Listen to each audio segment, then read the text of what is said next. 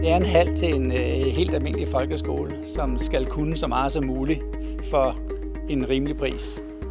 Og det synes vi har fået her.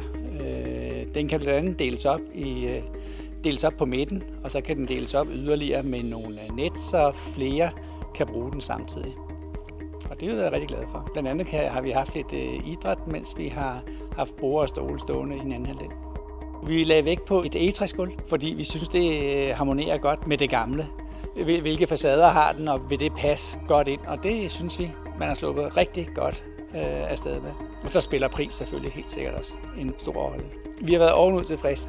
Det har været effektivt og professionelt, og der har været nogle gode møder, hvor man har følt sig inddraget, og det har kørt meget gnidningsløst. Vi har ikke haft noget bøvl med det, som man ofte har, når man bygger. Det har været meget selvkørende og meget prof, og vi har været helt igennem tilfredse.